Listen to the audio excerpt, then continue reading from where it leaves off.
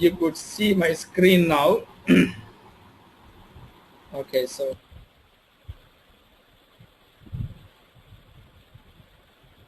one sec.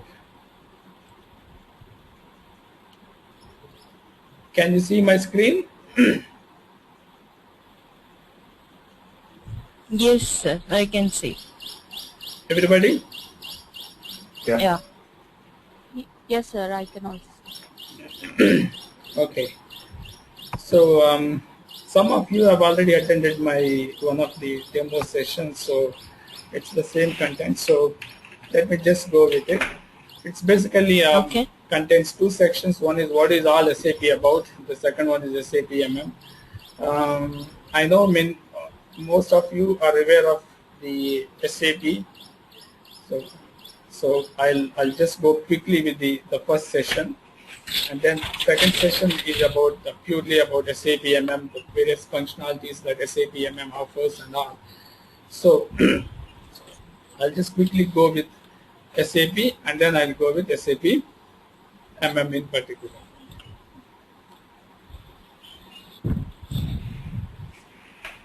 Right. So in the next, say, half an hour time, we'll go with what is SAP what is ERP, SAP and its evolution, R3's architecture, SAP R3 functionality, various two-dimensional products, mysap.com and the internet, various tools which we use it for configuring R3 system. Sorry to say, but I want you guys to be on mute. Okay, so what you have to do is, you can be on mute. If I say mute all, are you still able to hear me? Hello? Can you hear me now? Yeah. Yes, yes. Yes. Yeah, I want you guys to be on mute yourself, so that the background noises will not disturb the others. In case if you want to, if you want to speak, or if you have a question, unmute yourself and then ask the question, so that now the other people will not get disturbed. Yeah. Okay, sir. All right, and then we will discuss about what are the reasons for SAP's success, advantages of using SAP, various components that we use in SAP and SAP scope, so on and so forth.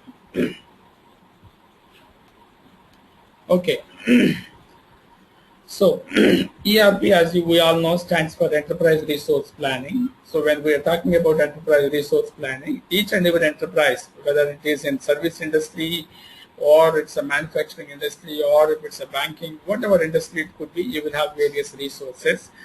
And the resources of any industry is, I would say, so this is my, I would say, board for me. Okay, so resources of any industry is one, material. Okay, so machines, material, money, right? And what is the last one? Management. Okay, so these are called 5 M's. So these are the tools for any industry, I would say resources for any industry. So how effectively or how best you use all these resources in order to maximize your productivity and hence the profitability is what matters to the company or to any organization. So to minimize the cost or to minimize the effort and to maximize the productivity, you will be using a software tool that what we call it as ERP. So ERP, by definition, you can say this way, it's ERP software facilitates the flow of information among all the processes of an organization's supply chain, from procure to pay, including accounting, human resources, right? So your ERP software should facilitate the flow of information across all the processes of an organization. Whether, for example, a new employee joined in the organization, his employee information or the personal details will be added in HR system. It could be PeopleSoft, it could be something else. The data that is maintained in the HR system needs to get reflected in accounts payable module for the month-end salary payment to the employee. So therefore, the data which is maintained in the HR system, it could be HR module if we are talking about SAP as tool, or you might use a different tool. Okay, you might use a different tool. Even from that tool, the HR data, the people's data, or the personal data of a new employee or an existing employee needs to be available for the AP module, accounts payable module, or accounts team for the salary to be paid by end of every month. That's one example. The other way is you might have a system for managing the vendors, a separate system for managing the vendors where all your vendor master data might have been created or maintained, right? So vendor data is there in one system, but you will be using a different tool or a different system for purchasing. So when you raise a purchase order and when it is submitted to the potential supplier, once it delivers the material, right, you will be doing goods receipt and an invoice needs to be paid. So therefore, at the time of payment, the data that needs to be looked at is vendor's bank account. Where is it maintained? It's maintained in the vendor management tool, a third-party system. So therefore, that vendor master data that is maintained in the third-party system needs to be available for your SAP system for the accounts payable team to pay to the vendor with reference to the invoice posted with reference to a PO. So this flow of information, what we are talking about, is whether it is across the departments or across the systems, the flow of information should be very, very smooth, and it should flow without losing any piece of information. And that's where your ERP facilitates all this possibility. So ERP software eliminates the common problem of multiple incompatible software systems and databases in use in the departments or functional areas of many corporations. Like I said, just an example, if you have multiple systems, there is bound to be an integration issues. Like I said, vendor management system, a third-party system, accounts payable system is your SAP system.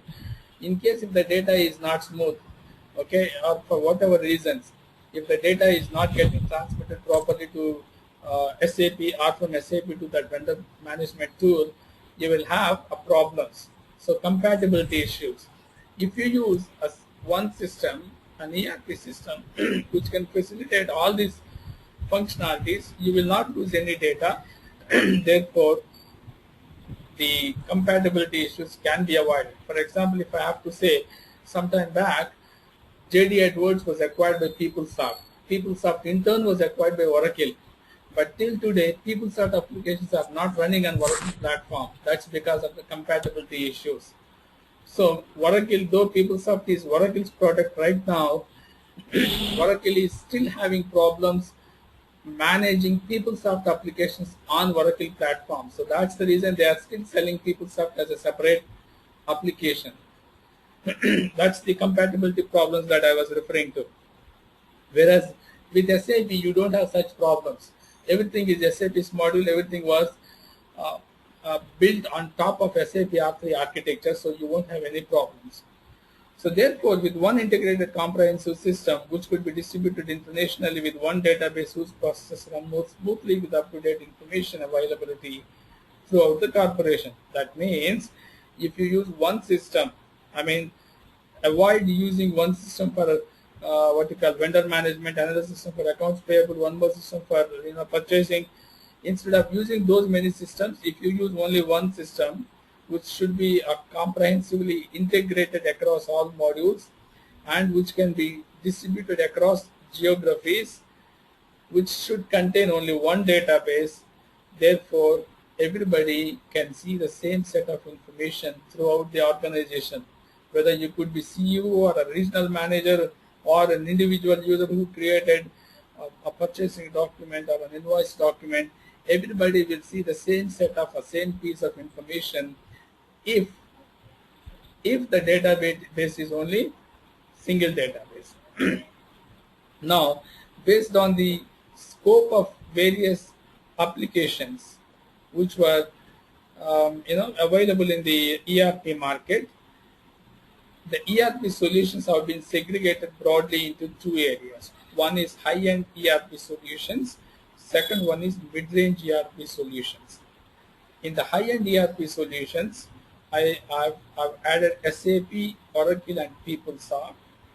The one which is maintained in the brackets, parenthesis, is called programming language. ABAP/4 stands for Advanced Business Application Programming Language, 4th generation. Similarly, for Oracle, it has got its own language, what we call the structured query language. PeopleSoft has got its own language. Same is the case with mid-range applications like JD Advanced, Bond, Ramco, so on and so forth, right? So if you look at it, SAP has got various applications in all the modules. I would say all the functional areas.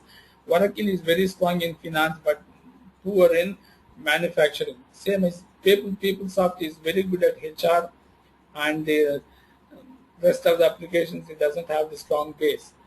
JD Edwards is a good manufacturing tool. Similarly, Barn is having good manufacturing capabilities and bit of financial capabilities, but they don't have applications in all the areas. I guess rest of the folks have joined. So Sundarrao Garu and Lakshmi, welcome to the group.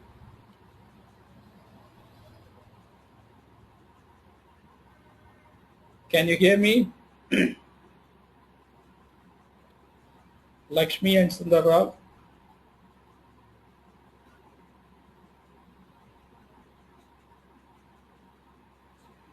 Okay, so I guess still they have some issues. Let them get clarified. All right. Now, SAP as ERP. So where does SAP fits in the ERP system? We will have another slide.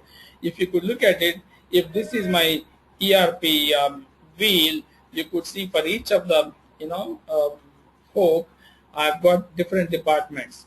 Let's say you take any industry or any organization, you will have all these departments like inventory department, production department, accounting, human resource, delivery, that is what you call the distribution, business intelligence, reporting, sales, engineering, so on and so forth. So the flow of information across all these departments should be smooth. Only then the business will run smooth. Otherwise, if you don't have proper communication between your purchasing department and inventory department, or your sales department and delivery department, you will have lots of problems. You don't know what sales department has promised to its customers. So therefore, delivery department cannot or will not be able to deliver the goods to the respective customers. Similarly, if you don't have proper information about purchasing to the inventory management, or if you don't have information about the material availability in the stores, then the purchasing department will not be able to procure the materials. So here the inference is, though these departments, they work independently, but they are interconnected. So you have to have one tool which should be able to facilitate this interconnectivity across the departments. Sometimes I call this as department, sometimes I call it as a functional area, sometimes I call it as a process area, or sometimes it is module, if I have to say from SAP perspective, right? So you need to have an ERP tool which will facilitate the flow of information across all these departments, though they work independently, right? So let's try to understand what is SAP. As you know, SAP is a product of SAP AG company. AG stands for Limited in German language. So it was founded by 5 German engineers who used to work in IBM in the 1970s, I mean to say in 71. So they established this company in 1971 in a place called Mannheim. And then their initial vision while developing or establishing this company was to develop a standard application software for real-time business processing. What do you mean by real-time business processing? Real-time business processing is nothing but your system should be capable enough to process the data that's created just a minute ago, just a second ago. That is what we call it as real-time business processing. It's not that your system should be capable of processing historical data. No. Apart from processing historical data, whatever data that you have maintained or someone else has maintained just a few seconds ago, that needs to be available for processing.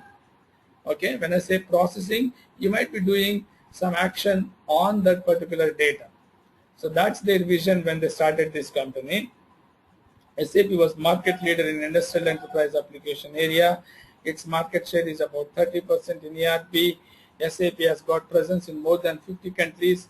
That means SAP has got its own offices in more than 50 countries. SAP's employee strength is 50 plus. Who is joined? Is this Sundara or Lakshmi? Hello?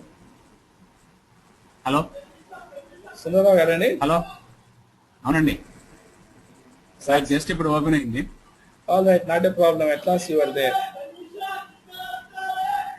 All right. So we have just started the SAP demo session, which I've already gone through, Andy.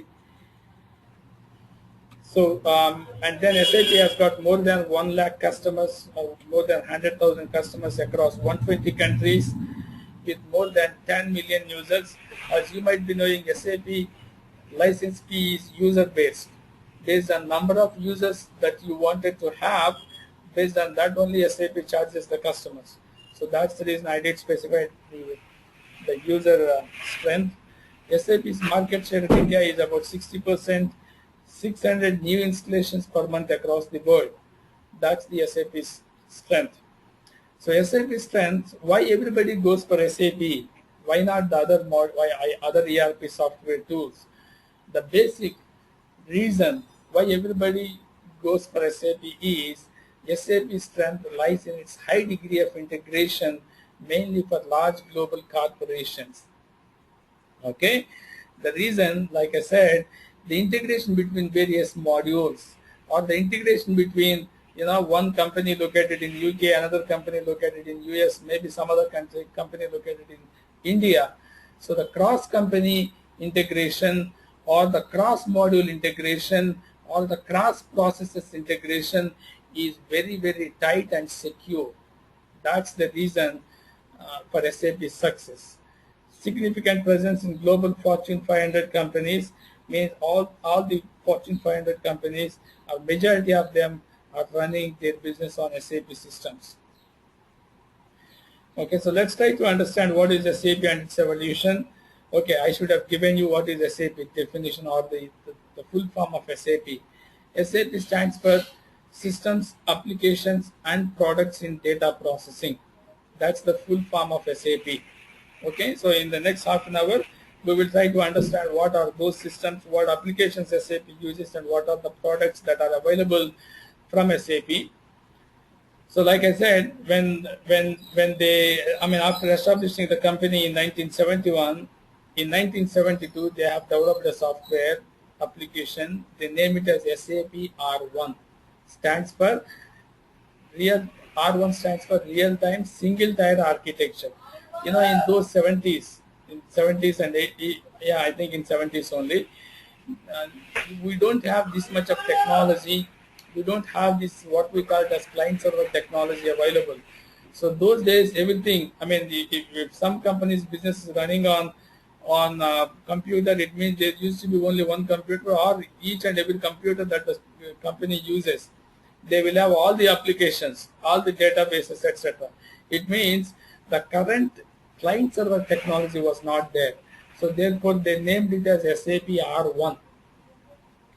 It was implemented, SAP R1 was implemented in a tractor manufacturing company, but that was a failure. So SAP's first attempt was failure. So based on the lessons that they have learned in that failed attempt, they have modified their application and they have added few more features, and they have released next version in 1975. They named it as SAP R2.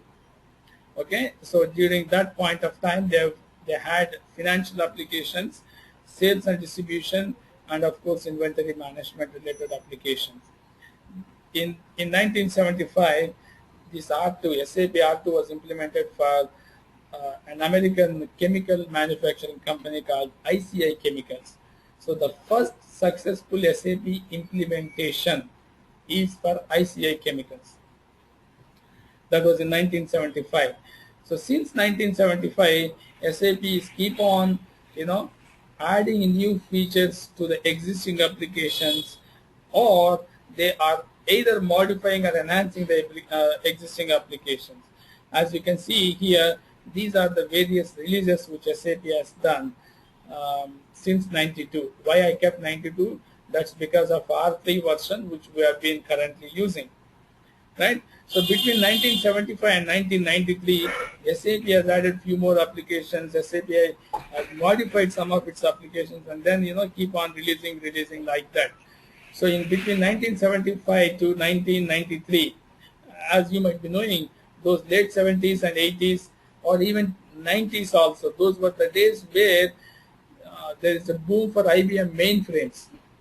So mainframes means what? They are nothing but mainframes is a software on which the business used to run.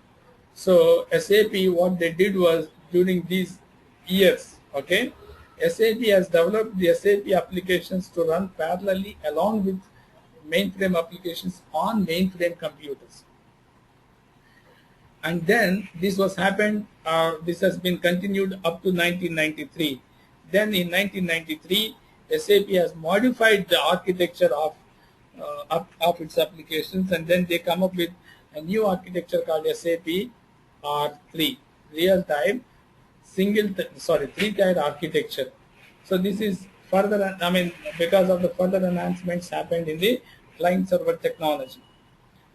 So since 1993 until today, as you can see here, these are the releases. 1992 SAP R3 version 1, 1993 same year release 2, release 3, like that SAP introduced its versions into the market.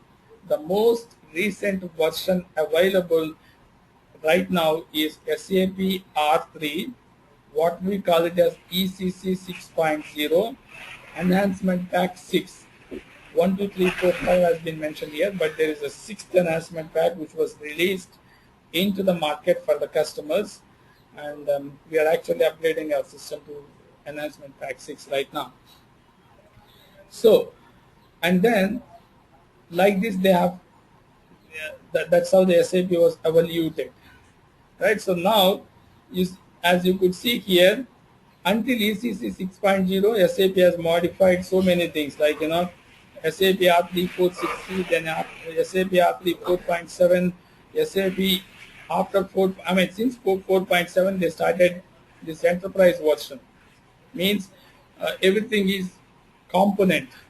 So it means if you want ECC is just a component, server component. If you want SRM, it's just another server component. If you want SCM, supply chain management, another component of SAP. So this component object or component version has been made from SAP version 4.7 onwards. Even after 4.7 release also, year after release, SAP introduced these new components, ECC 5.0, 6.0. So after 6.0, SAP said no more versions, means there will not be any ECC 7.0, but instead of that, we let us release patches. Like Windows, Microsoft releases patches. Similarly, SAP also started releasing, or rather followed that approach.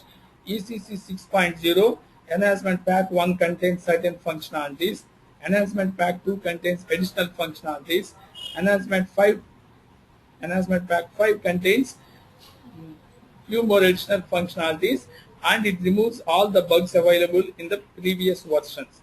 So that's how the SAP has been evaluated. Now we were discussing about the architecture. So this is what is meant by R3 architecture. right? So you will have three layers, what we call it as a presentation layer, an application layer, and a database layer. I'll just give you an example. Probably I would have used the same example even in the class where we are earlier. For example, we all use Gmail account or Yahoo account, mail accounts, right? So we access our mail account from our machine, laptop or desktop, right? So once we go with, for example, let me show you here.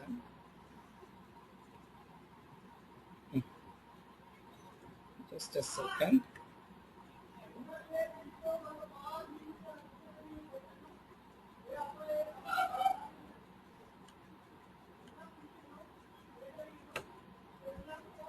Let's say if I have to access my Yahoo Messenger, I'll just double click it, right? So this is what we call it as a presentation layer. See, Yahoo Messenger, is it available? You see here, this is what we call it as a GUI, graphical user interface. Whatever the component responsible for adding or displaying the screen, that's all I wanted on my machine. When I go with user and password and say sign in, it will log into the Yahoo Messenger application, which would have been there in the Yahoo server. Where is Yahoo server located? I don't mind wherever it is located. It would be located in UK or it would have been located in US, doesn't matter. So therefore, what I'm trying to say here is, in the client layer or the presentation layer, where people like you and me will be sitting, okay, we will have user IDs. So when I instantiated Yahoo Messenger, a GUI screen, the login screen has appeared. That login screen page only available, or the login application only is installed on my machine. So once I give the user ID and password, it looks for the validation application for the user ID and password in the Yahoo Messenger. That Yahoo Messenger is one application available in the Yahoo server. So you could see in the presentation layer, which contains only the GUI components, whereas the application layer is installed either on one or multiple machines. They are installed on the servers. Similarly, in the database layer, you will have where the database which actually stores the data. So as an end user, if I wish to log into Yahoo Messenger, you see here I enter my user ID and password. So therefore, that user ID and password is validated in the Yahoo server, which would have been there in UK or US or some other place. If it is valid, then the system will allow me to log into Yahoo Messenger, and then from there I can either, if I wish to chat, I can chat with somebody, or if I wish to give a call via VoIP, I can do so. Whatever I wanted to do, I can do it. All the data, for example, chatting or VoIP calls, etc., they will get saved in database, Yahoo server. So that database is this one. Similarly, in SAP, whether you are an end user as working as a buyer or a consultant or someone else, all the data that you enter from here gets processed in the respective applications, and that application data will get saved in one database. Okay, because it is one database, though this guy has created a purchase order, if somebody wanted to see, he can see the same data as what he displayed or what he maintained. Okay, now let's try to understand the functionality of SAP R3.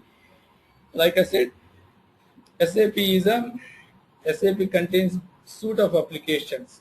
SAP has got applications in financial accounting, controlling, asset management, human resource, workflow, project systems, MM, WM, SD, PP, PM, QM, warehouse management, so on and so forth. You name any application, SAP has got a solution for that.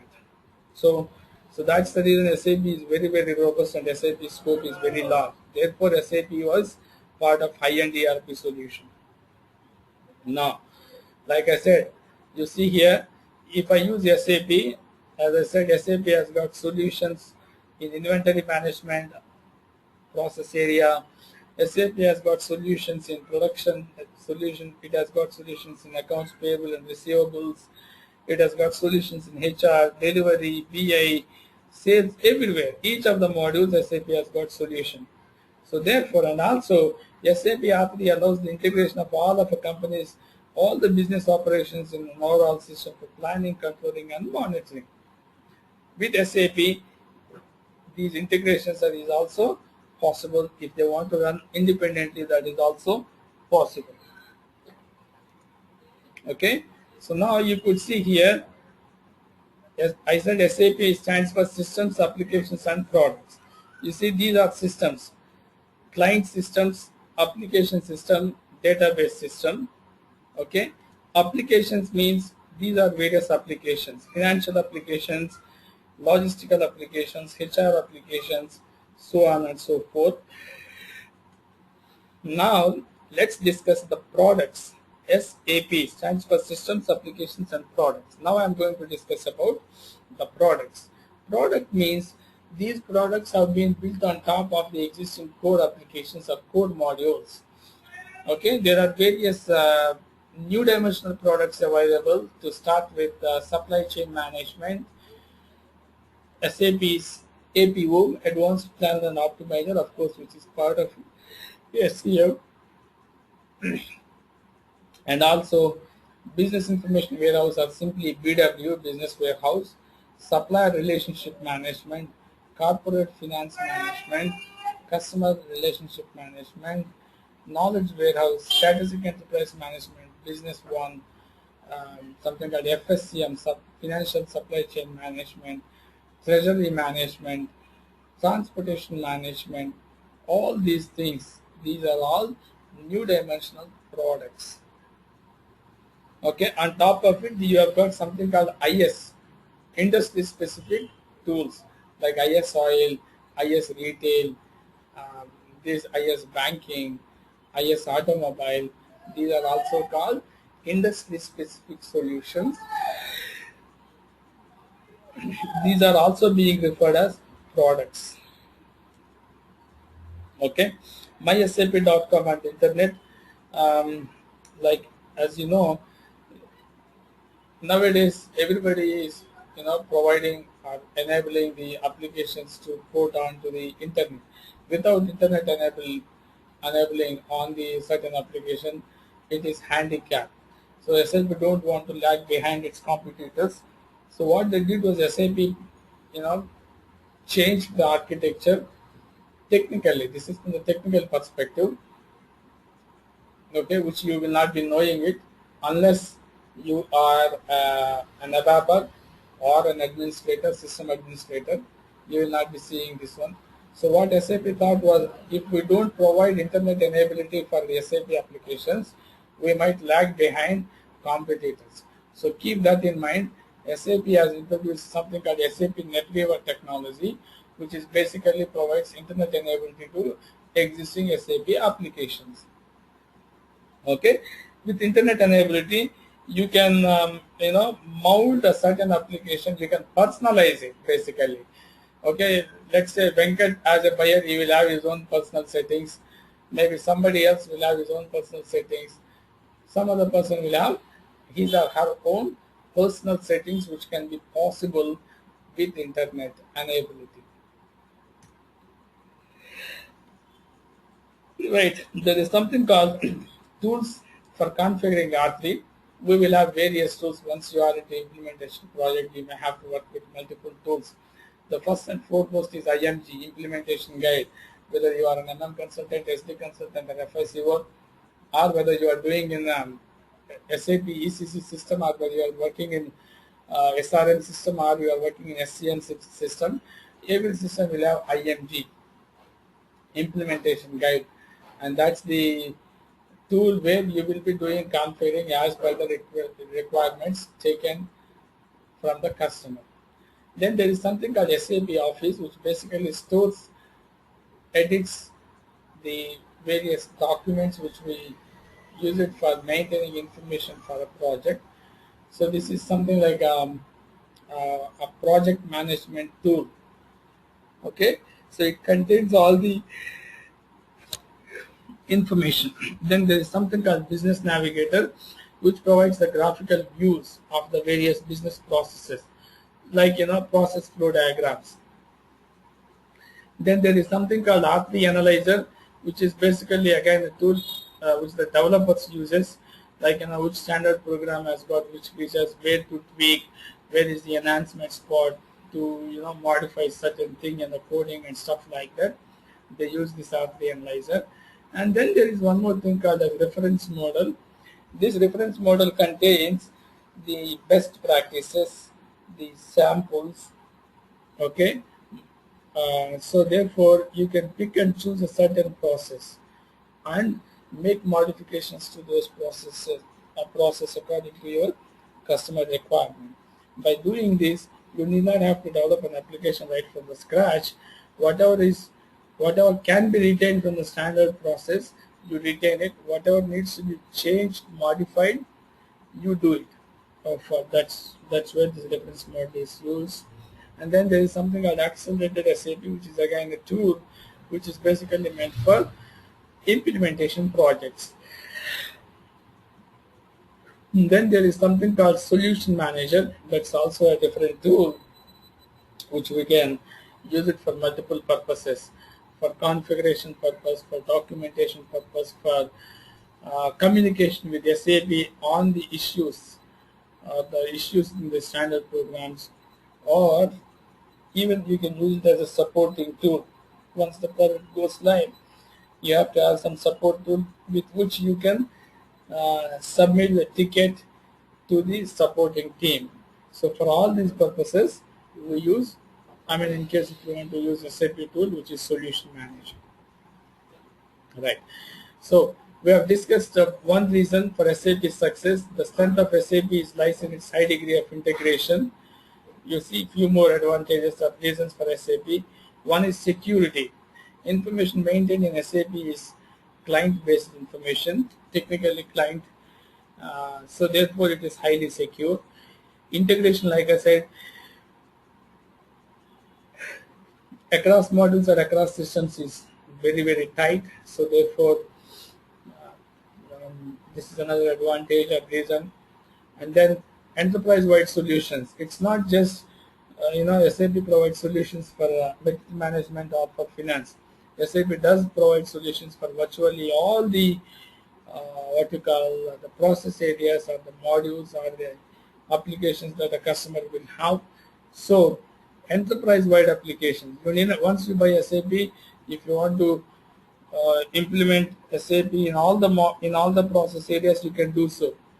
If, for example, HR module, if you are not implementing with SAP, you wanted to go with PeopleSoft, that's your management decision. But SAP does have got SAP HR. You can actually use HR. So likewise, enterprise-wide applications or enterprise-wide solutions are possible with SAP. Then there is something called best business practices.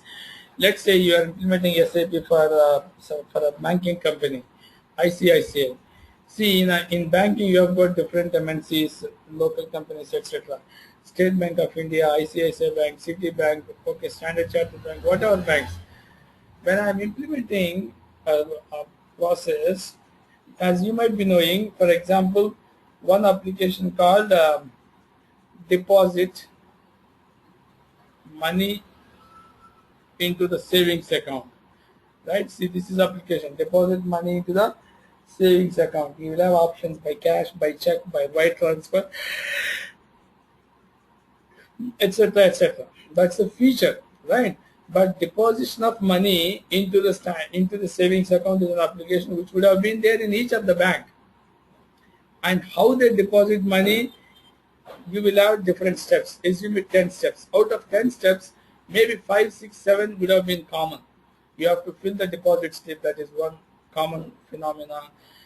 That slip needs to be given it to the accounting clerk. The accounting clerk will check the details, verifies it. If it corrects, then he stamps it and give it to you. Then probably after an hour or a few minutes, you will actually enter the details into your bank, into your account, and then an email or a message needs to be sent to the customer, right? So all these things, these are various process steps. Maybe bank to bank, the process steps may vary, but how much percentage? Maybe 10, maybe 15, maybe 20%.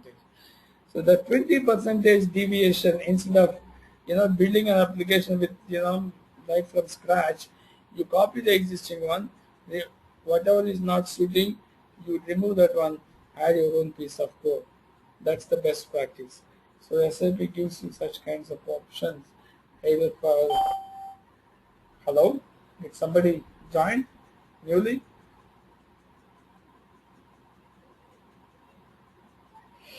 Can you guys hear me? Hello?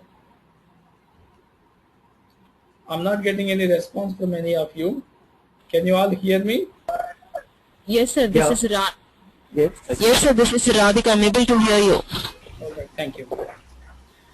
Okay, similarly, SAP does support multiple currencies. SAP has got support for multilingual. So it supports more than, I would say, I think 40 languages or more than 150 currencies. So therefore, these are all the reasons for SAP's success.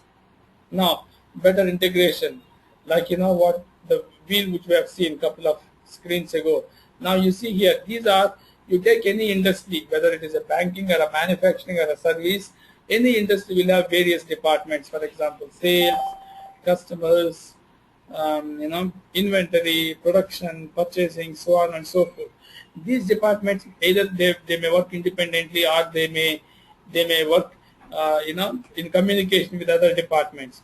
Whether they are working independently or not, the communication has to flow between these two, or rather all these departments. I mean to say, cross application communication or cross module communication or cross process area communication or information exchange is mandatory for any company to work successfully.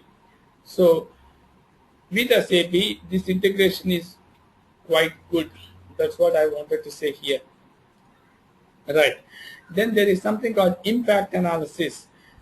You see here, let's say this is just a pond of water.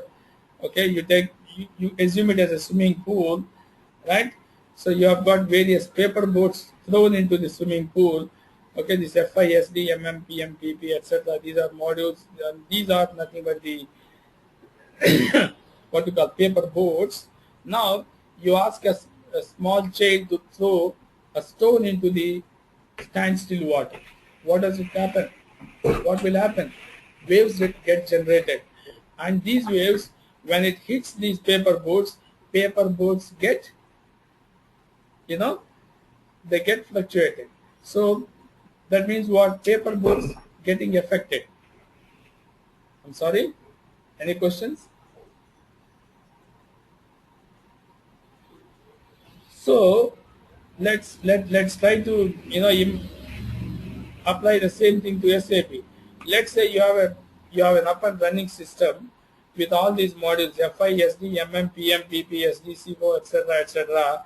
Now you make a change to a process. You, as a functional consultant, you need to understand what is the impact of this change in other applications. Okay, simply throwing a stone is nothing but making a change to the existing process. You need to identify where exactly and in which places it is affecting. That's your responsibility. You have to do that. SAP has got such facilities. And then these are various advantages. You can see integration of various modules is possible, quite good in fact, faster and cheaper, because you have got a process model where more than 1,000 ready-made processes are available. You adopt a process according to your customer requirement and then modify according to your customer requirements. You need not have to build the application right from the scratch. That's the advantage, and therefore it is faster and cheaper. What we call it as RAD, Rapid Application Development Tool. And then real-time reporting. Like I said, the PO created just now can be used for reporting purpose. multiple languages. It supports more than 40 plus languages and currencies. Up to 200 plus currencies can support. More than 225 countries are supported in SAP. With reduced manpower, you can process the same application with same or increased efficiency. So these are various advantages of SAP. Now let's try to make you understand what are R3 components. There will be 3 components if I have to say. Look at here. The first one is an application component where all these applications are used by the end users. Master data team create master data objects. The end users like buyers create purchase orders, like that is transactional data. But to create master data or to create transactional data, what you require? You require ABAP programs. Without program, nobody can create a master data or a transactional data. But who will create these things? ABAP programs are created by the developers. But programs, okay, that's fine. Programs that's created by the developers. So what is the basis for program to work? You have to have something called organizational structure to be available. You have to set up some key data elements. You have to set up some functionality configuration, or what we call it as process configurations needs to be built. All these things were built by the functional consultants.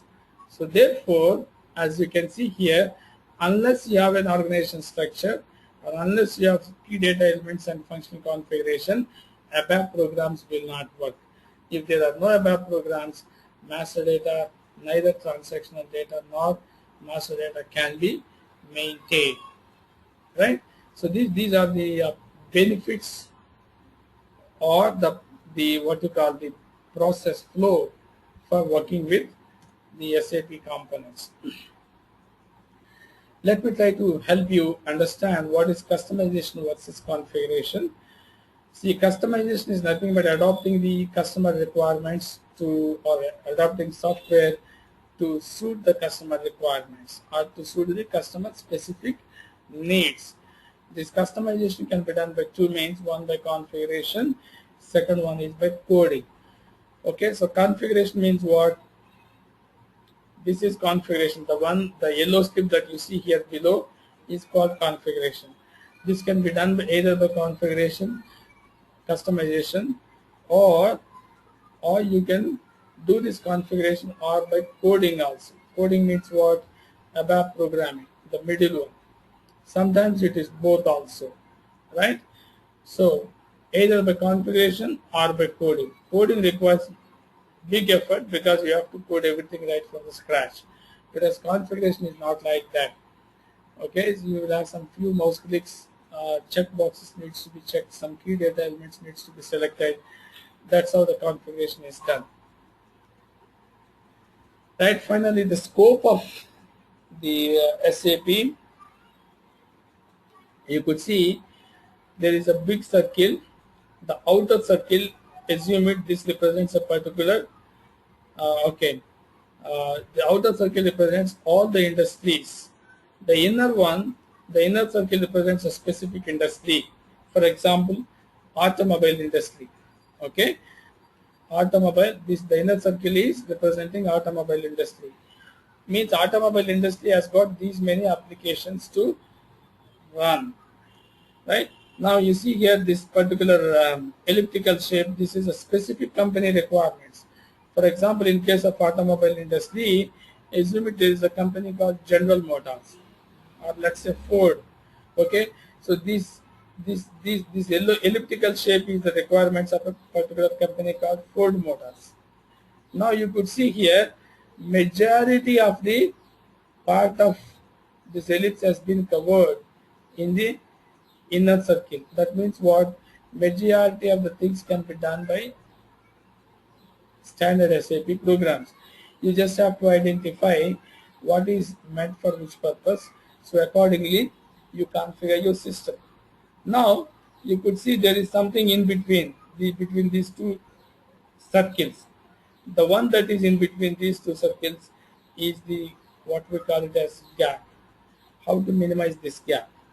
Okay, you can either minimize this gap by simply writing your own piece of code, that is what we call it as development. Right? Sometimes the development may not be a possibility, or the customer may not want to replace a certain application which has been running for quite a number of years.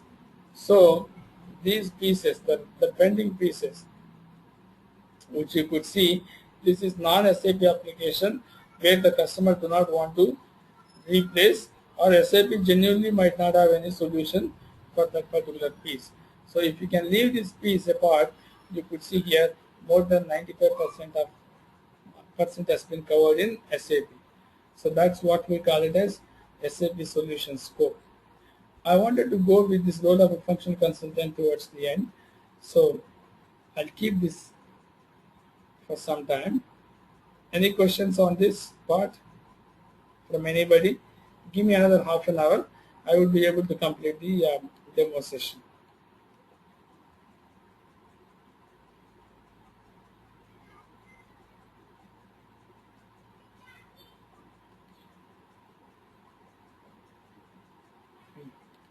I guess this is not functional. Silence. Can I assume no questions from anybody?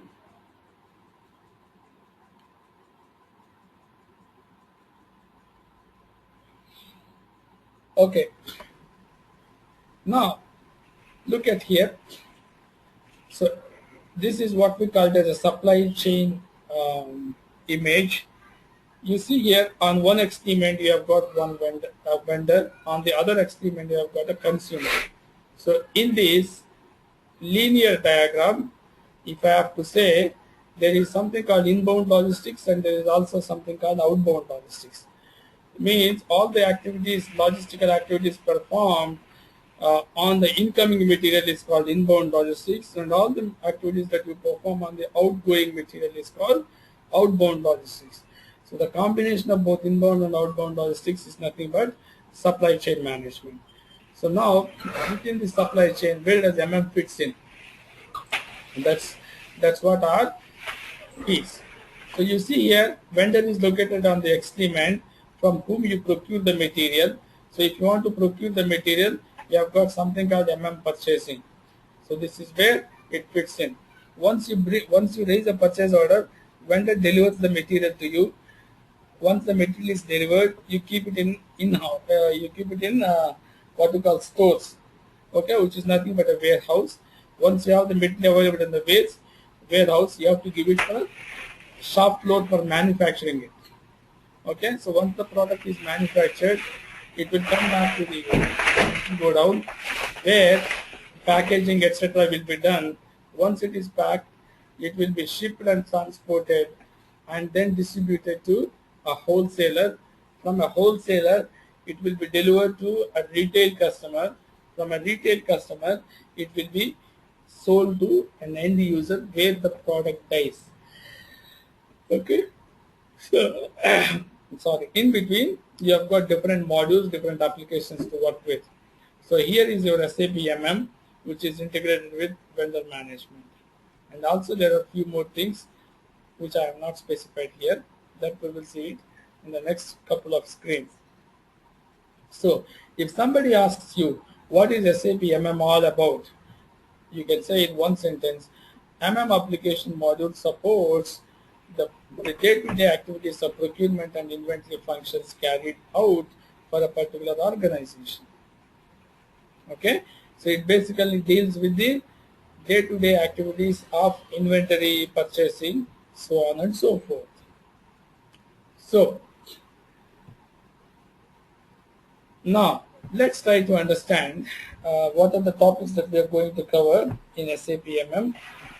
We will discuss about architecture. Okay, the same architecture, what is single tier, two tier, three tier, in which tier, which application components will be available, which one will be used for communication purpose. So all these things we discuss it in the first class.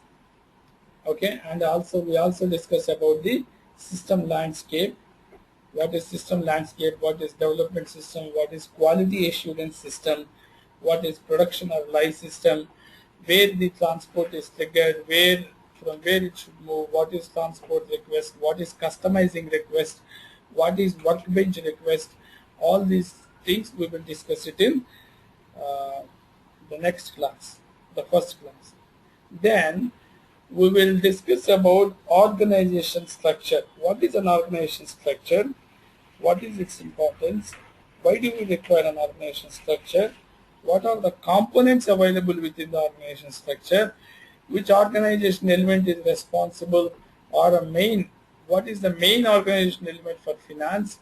Main organization element for MM purchasing, main organization element for MM inventory, so on and so forth. We discuss it. We will create one complete organization structure. We take one company whose business you aware of it, and then we set up one company code, 2-3 plants, so on and so forth. That's your second chapter. Once you create an organization structure, we will be dealing with the master data. Again, master data can be broadly divided into financial master data, logistics master data. Wherever possible, we will copy the financial master data from the existing system, from which the client from which we copy our company code, and so on and so forth. Whereas logistic master data, we will create our own. Then, we will discuss in detail about material master, various configuration aspects of material master. We will discuss about vendor master, what is vendor master, where the data gets saved, what are the levels, okay, so what are the additional levels where the data gets saved, what is partner function, vendor partner function. So all these things, vendor management, all these things we will do it here in the vendor master. Then we go with MM overview, like what do we mean by external procurement, what is in-house production, so which document is required for which purpose, how to create those documents, all those things we will discuss it in MM overview. And then there is something called external procurement, or what we call it as purchasing cycle. Okay, so purchasing cycle, this is end to end. What we call it as P to pay, purchase to procure. So we discuss about this entire procurement cycle, various documents that we create, various document types that we use, and individual documents' basic purpose. All these things we will discuss it in the procurement cycle. Then we discuss about what we call the individual objects within the procurement cycle, whether it is purchase requisition or a purchase order or RFQ or a bid or any invitation. We will just go and discuss all those objects. So once we complete the external procurement, we will go with definition and configurations of various purchasing documents that we use. To start with, purchasing info record, RFQ, request for quotation, quotation itself, purchase order, contract, scheduling agreement, quota arrangement, so on and so forth. There will be many more documents. So all these documents we will review, we will configure, and we work with them. Once we complete the purchasing, we work with inventory management. We discuss about the overall picture of inventory management, and then we go with each of the subtopics within inventory management. To start with goods receipt, what is goods receipt, types of goods receipt, planned goods receipt, unplanned goods receipt with reference to PO, goods receipt with reference to PO, right? So all these things we will discuss it. And then similarly, goods issues, planned issues, unplanned issues, similarly transfer posting, types of transfer postings, and then transfer posting at plant level, at storage location level, or at company code level. So all these things we will discuss it in inventory management. And also there is something called physical inventory.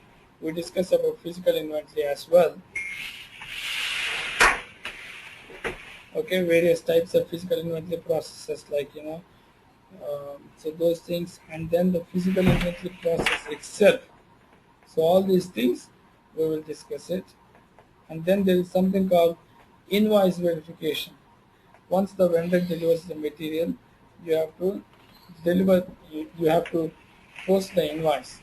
So while posting invoice, what are the things that you are going to check it, how to verify those things, right? Is there any tolerances, or are there any blocks for this invoice? If there are any blocks, how to avoid it, how to release the blocks, right? So all these things we will discuss it in invoice verification. And then there is something called special procurement chapter, which basically contains 5 special procurement types. Something called consignment, subcontracting, pipeline, okay, third party sales order processing, and then stock transport order. Okay, so we go with each of these 5 topics. And then material valuation. Okay, so this is very, very critical. Material valuation, important chapter. So this is where you define how a certain process in inventory management, or how a certain process in invoice verification will affect the valuation of the material. So this will be covered in detail from the automatic account assignment perspective. So, and also we will discuss various processes affecting material valuation, whether it is goods receipt or invoice receipt or something else. So we discuss about these processes. And then there is something called valuation and account determination. This is what we call it as automatic account determination. So here we discuss about the various automatic account determination techniques that we use. And then there is something called split valuation, valuating the same material or evaluating the substocks of same material differently. That is what we call the split valuation. So even this also we will discuss about this. And then there is something called classification.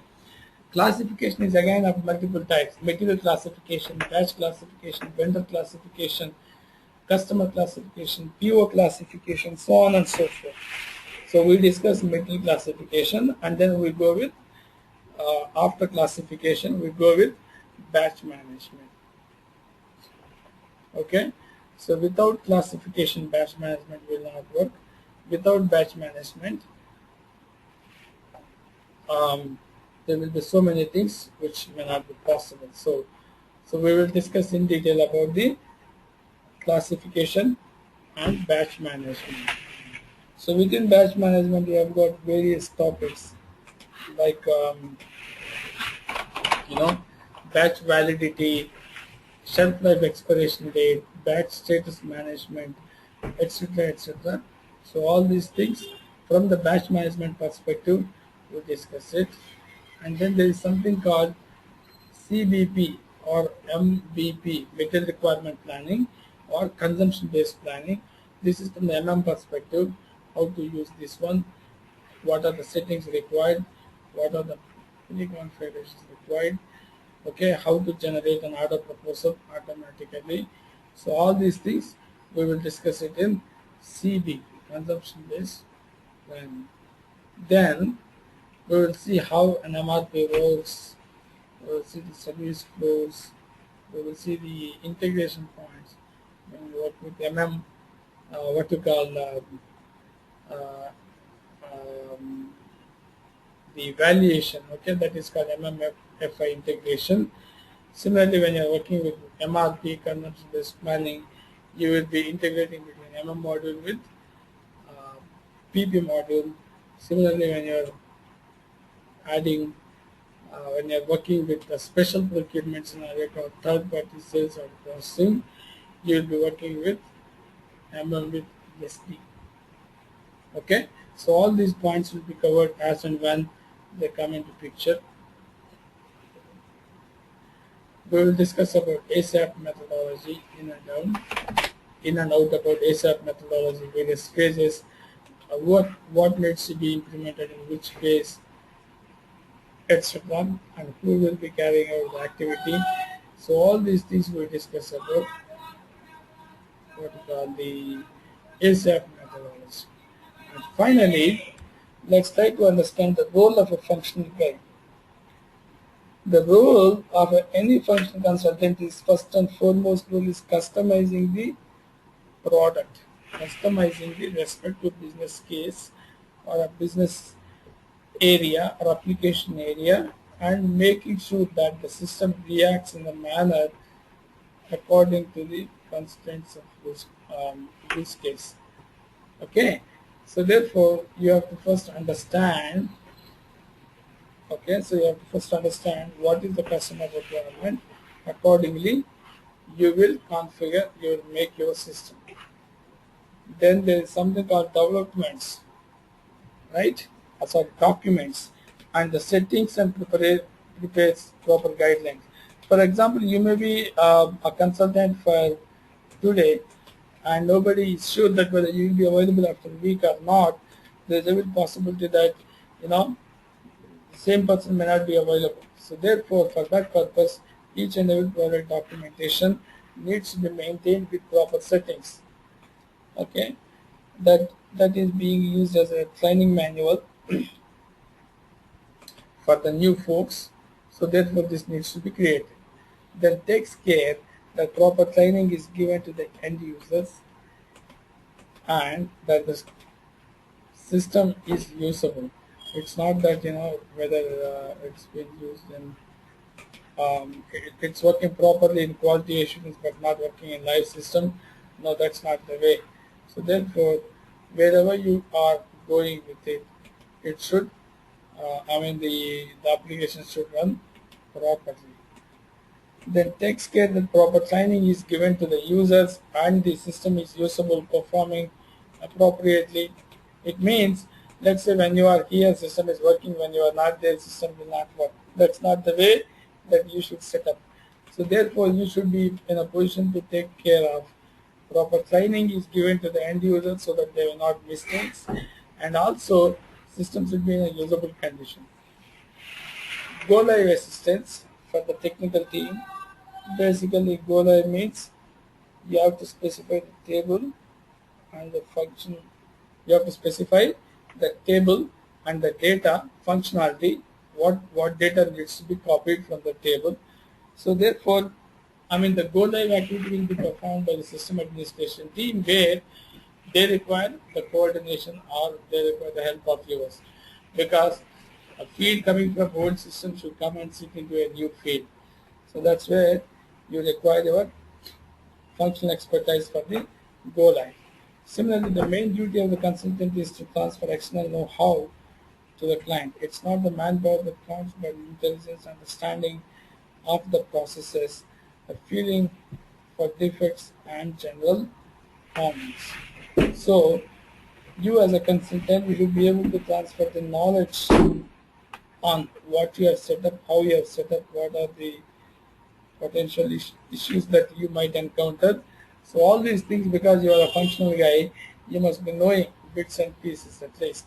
So therefore you have to record them, you have to build the track of these things.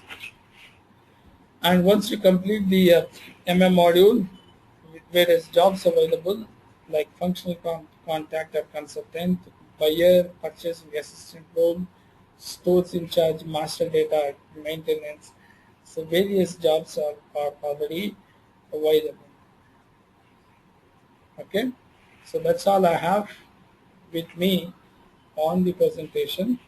Now let me just quickly show you the syllabus or the content.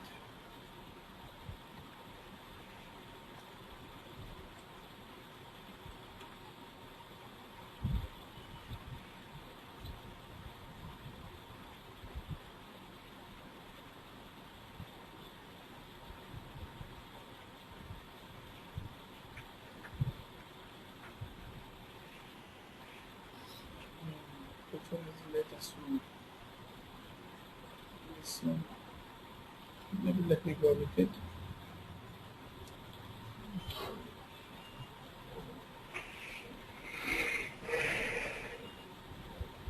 Okay, as you could see here, we will go with classification and batch management, material requirement. Okay, instead of this, let me show you the Word file, I think, which contains a better, which gives you a better picture. I thought I should be having the Word file also.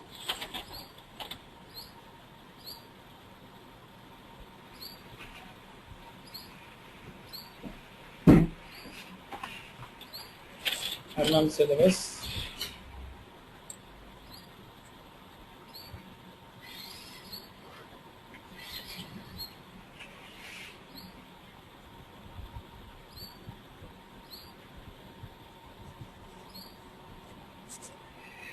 Okay, so MM overview, once again we will go with MM overview, like a system landscape, navigation in SAP, project structure.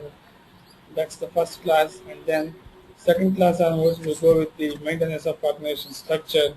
It may take two days roughly, and then general settings, what you need to maintain in the general settings, and then general settings specific for MM module, that also we will do, and then the master data maintenance, material master, vendor master.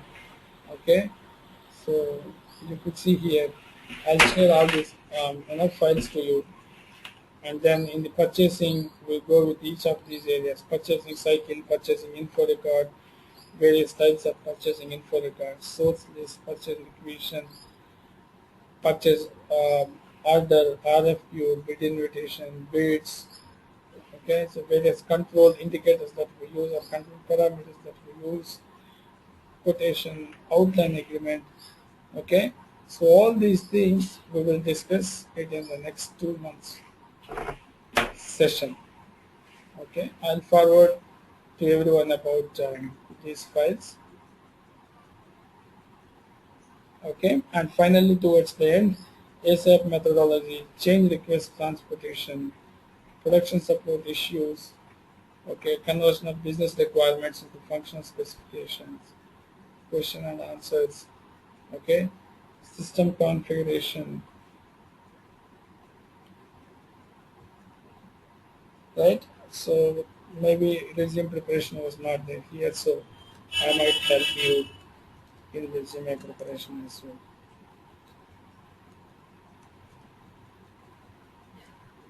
Okay, so that's all I have. Any questions from anybody?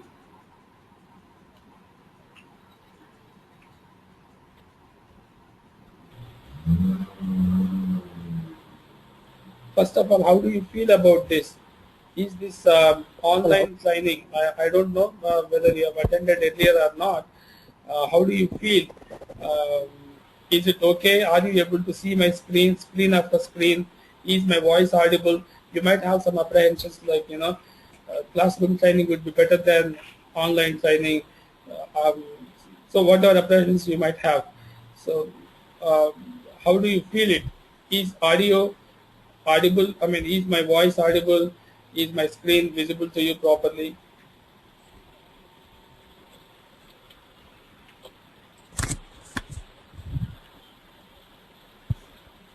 Any comments from anybody?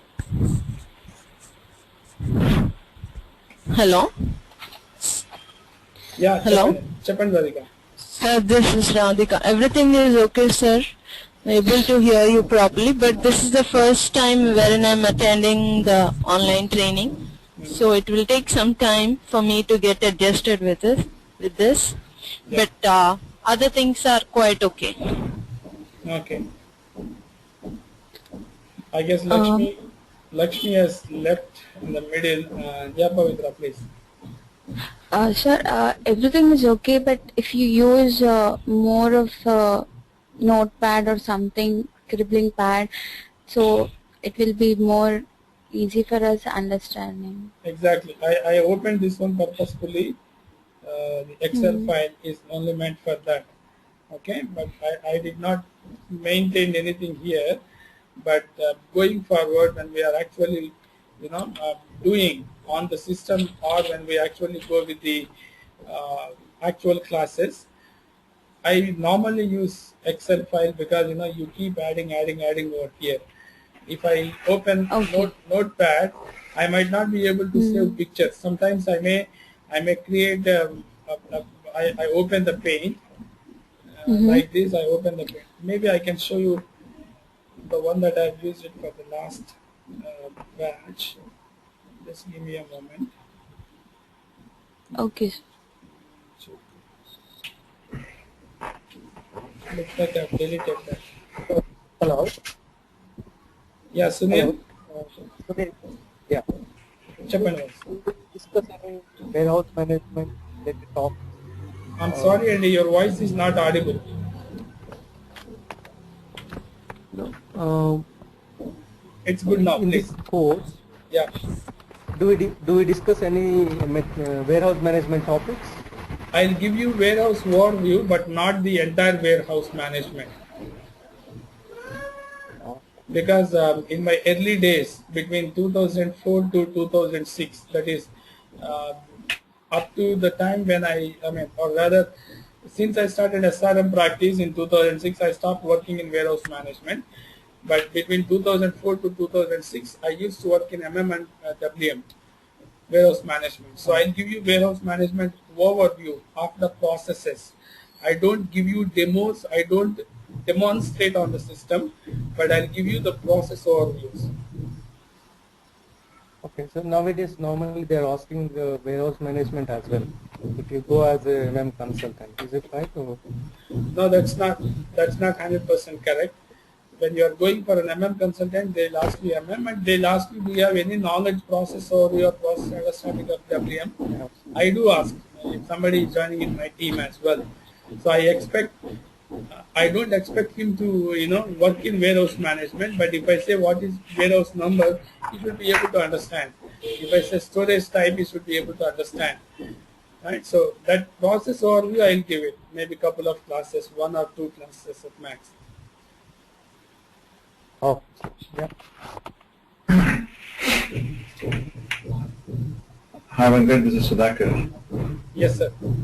I'm not sure about others. How about the hands-on training? Is it something which you provide, or do we need to equip ourselves? All right. Let me show you this one. See, as I told you, the online server access. Let's say I should be having one system. ICM Vikram. I think this is the one.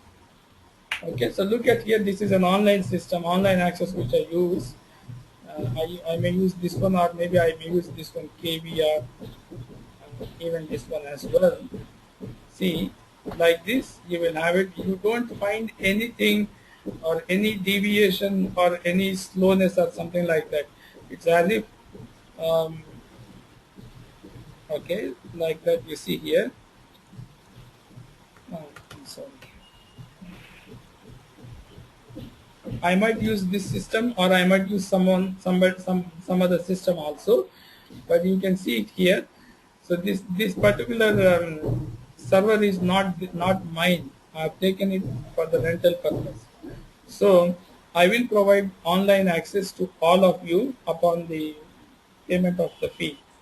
So whoever is interested, you can attend a couple of sessions, and then once you pay me, I will ask the person from whom I am taking this server. I'll ask him to create a user account for you, and that you need to maintain it on your logon pad, as you probably might be knowing it.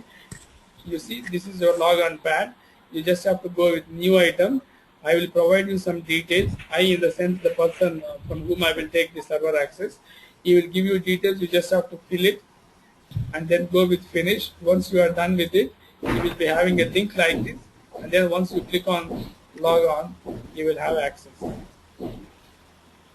So it will be very, very smooth, and SAP access that I provide.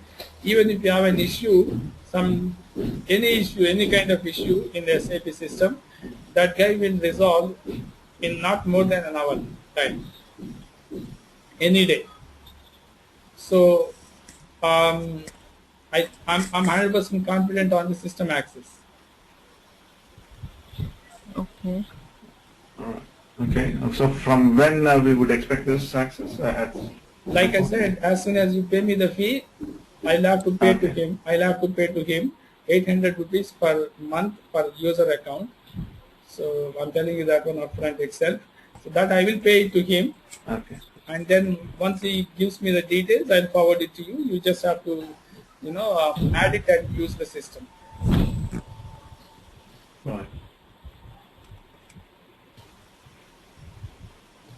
Any other questions? And we can use that online account any time, right?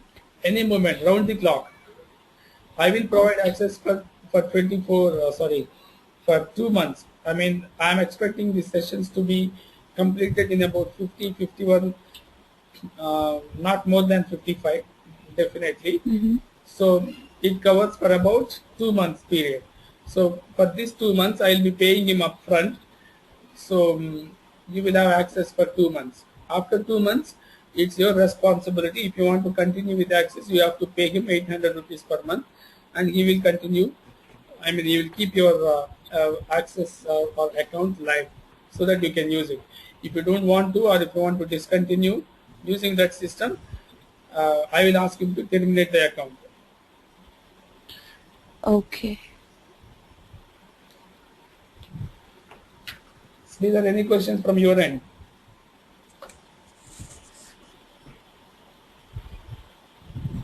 Nothing, Srinivas. It's good. Thank you. Sundarao garu ఉన్నారండి?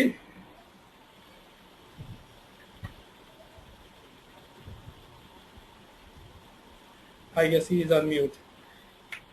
All right. So this is how it's going to be. So I'll first, like the screenshots, I'll display. I'll explain you. Okay. So let me stop recording because this. Okay. So let it be. I'll display the screens. I'll explain you the intricacies or the nuances of various components, objects, the tools, settings, whatever I will do as a functional consultant. And then I'll create some master data. In the sense, I'll do the end user activity first. I'll go back to configurations. I'll configure it. I'll once again come back and then do end user activity so that you can see the effects of configurations that you will be doing it. And then we will go with the process configurations. So that's how we move. In between, as and when, if I have to write something, I will open the Excel file or the notepad. As if I am writing on the board, I will be writing it over here, and then move forward, backward towards my SAP screens, my PowerPoint presentations, or to the notepad or the drawing board, something like that. And I'll record all the files, all the sessions. Once the session is completed, I'll go with stop recording, as you can see it on my screen, and I will be, that recorded session will be there on my machine. I'll forward the link to the recorded session, or I will ask you to go to a place. There is something called Dropbox, which is again an online application from which you can download the shared content, which I'm going to keep it out there. So you can download this recorded session and you can play as many times as you want. Similarly, all the soft copies which I display during the class, I'll also share that one.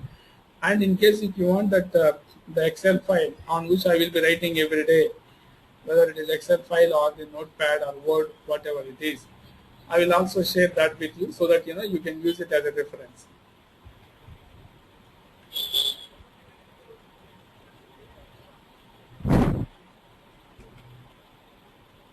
Sundarao, we can't hear you. Just ఇప్పుడే open అయింది sir. ఇప్పుడే open అయిందా? Right.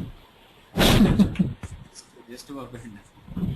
Right. So, any questions, Andy, from your end?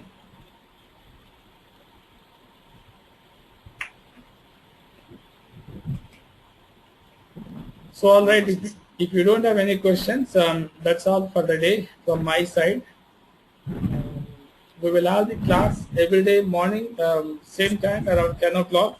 But if you guys would like to come by 9:30, 9:30 also fine for me. So initially to start with, we will go with an hour and a half for first couple of weeks, so that you will get adjusted to the pace and this kind of training. So once you are Okay. comfortable, we may extend by half an hour. Or if you are Okay. fine with it, we will keep on doing 1.5 hour session for Monday to Saturday.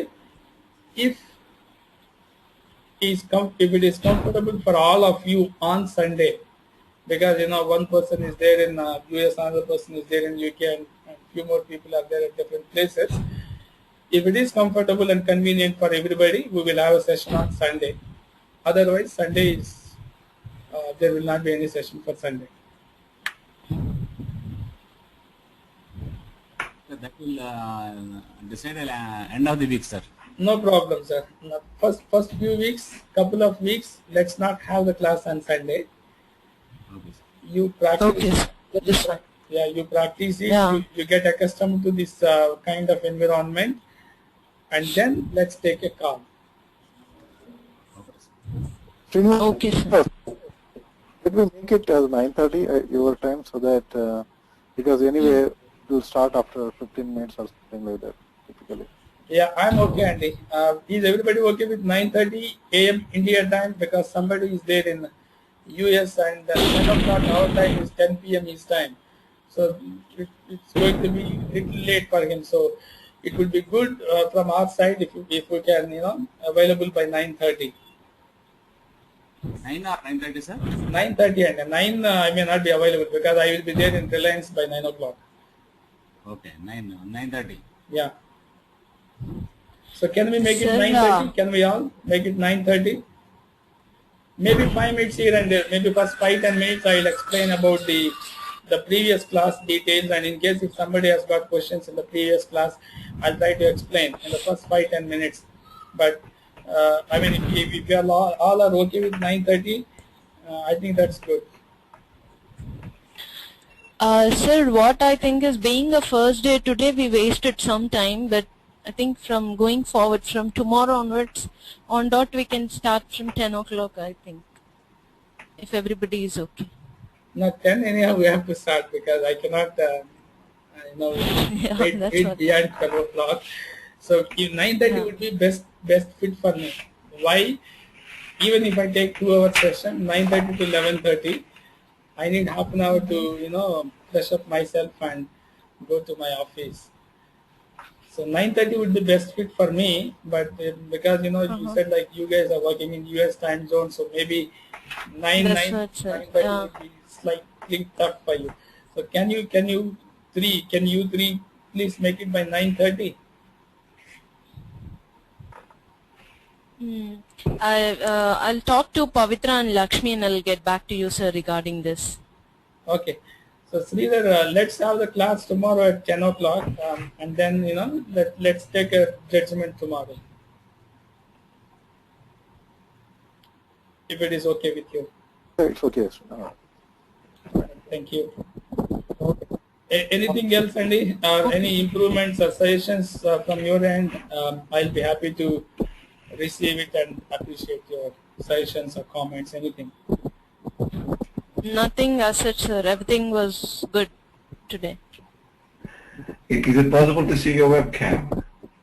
Sorry to say I don't have webcam, but I can. Is it possible to see your... I can show you my picture in case if you are interested. Give me a moment. Yeah, this is my picture.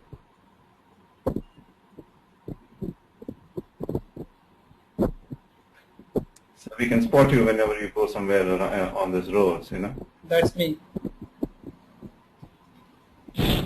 That's my office in Switzerland. Okay.